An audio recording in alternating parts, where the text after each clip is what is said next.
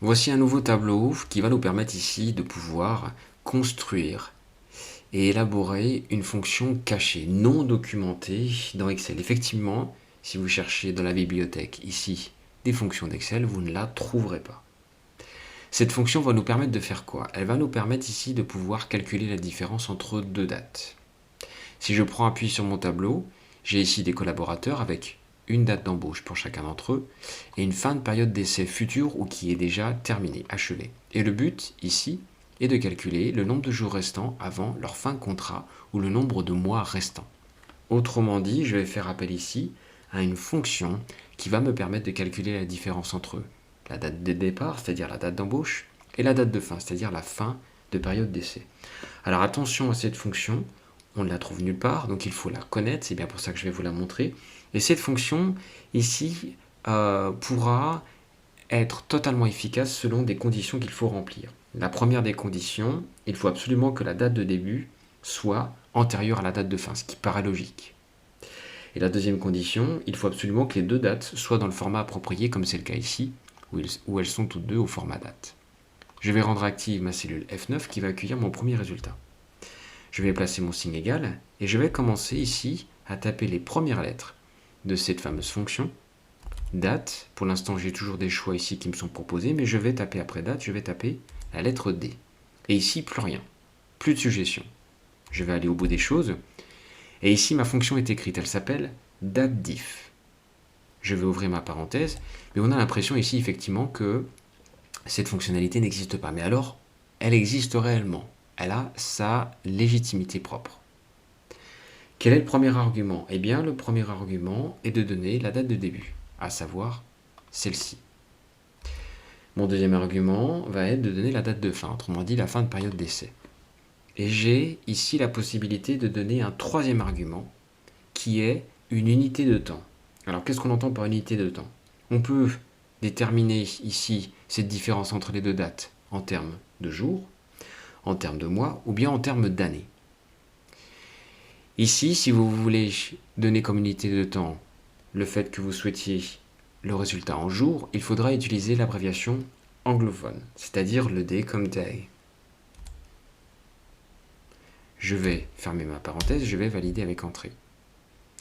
J'ai ici un message d'erreur, il ne reconnaît pas la fonction, ce n'est pas grave, c'est tout simplement moi qui suis allé trop vite puisque j'ai inscrit ici une valeur textuelle, je ne l'ai pas mise entre guillemets, je vais corriger le problème là maintenant. Et voilà ce que ça donne. Cette fois-ci, j'ai une vraie réponse, 92 jours. Je peux appliquer cette formule vers le bas, puisqu'il va descendre sur les autres données et les comparer toutes les deux. Ici, il a fait la différence entre la date d'embauche et la date de fin de période d'essai. Et je lui ai demandé d'exprimer cette différence en termes de jours, D-Day. Maintenant, je vais effectuer le même calcul, mais cette fois-ci, je ne veux plus un résultat en termes de jours, mais en termes de mois. Je veux modifier l'unité de temps. Je place mon signe égal, ma fonction datediff, j'ouvre ma parenthèse, ma date de début, point virgule, ma date de fin, point virgule, et mon unité de temps. C'est une valeur textuelle que je vais inscrire au clavier, je l'enferme, entre guillemets, M comme month, je ferme ma parenthèse et je valide avec entrée. Je vais simplement recopier les résultats vers le bas et voilà ce que j'obtiens. Maintenant, on peut aller un petit peu plus loin, on maîtrise davantage de compétences sur Excel. J'aimerais ici effectivement voir la dénomination jour après ces résultats. Je vais me diriger ici, dans Autre format numérique, et je vais le personnaliser. Et ici, je vais le personnaliser simplement en rajoutant une valeur textuelle entre guillemets, un espace pour séparer la valeur numérique de la valeur textuelle, et puis je vais mettre ici jour. Il reconnaît ici ma valeur textuelle, mon format, puisque je l'ai enfermé entre guillemets. Je valide avec OK. Je peux faire la même chose ici, en retournant dans Autre format numérique, et puis dans la partie personnalisation, j'ouvre mes guillemets, espace, moi, et je ferme mes guillemets, et je valide avec OK.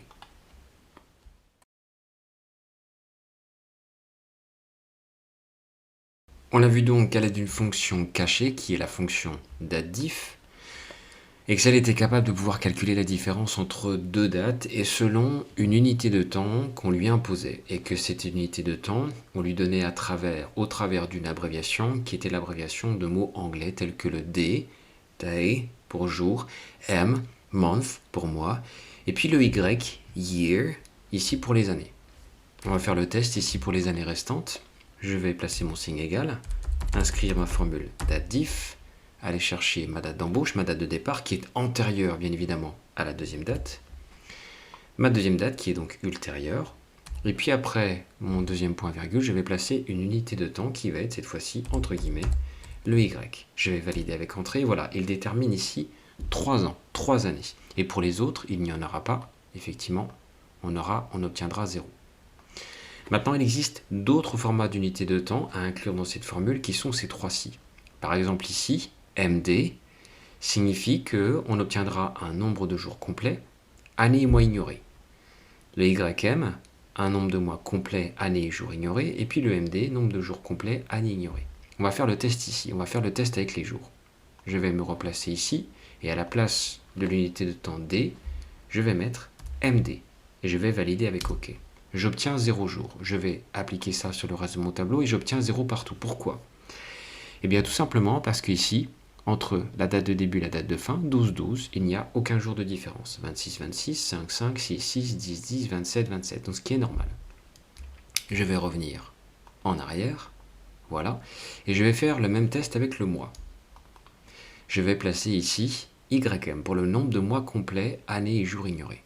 Je vais mettre YM, et voilà ce que ça donne. Je vais l'appliquer sur le reste de mon tableau, et voilà les résultats. Alors comment les comprendre? 3, effectivement, je m'intéresse qu'au mois, le reste je l'ignore totalement. Entre le 0,7 et le 10, j'ai bien 3 mois de différence. Entre le 0,7 et le 12, j'ai bien 5 mois de différence. Entre le 7e mois de l'année et le 11e, j'ai bien 4 mois de différence, et ainsi de suite. Les jours ne sont pas compris, et les années ne sont pas comprises. On ne s'intéresse qu'au mois.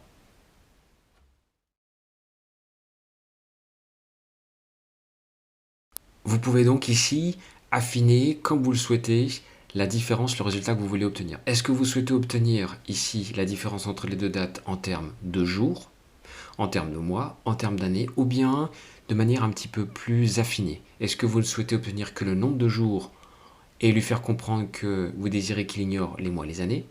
Est-ce que vous voulez obtenir ici comme résultat le nombre de mois sans les années et les jours, ou alors est-ce que vous voulez obtenir le nombre de jours complets, années ignorées?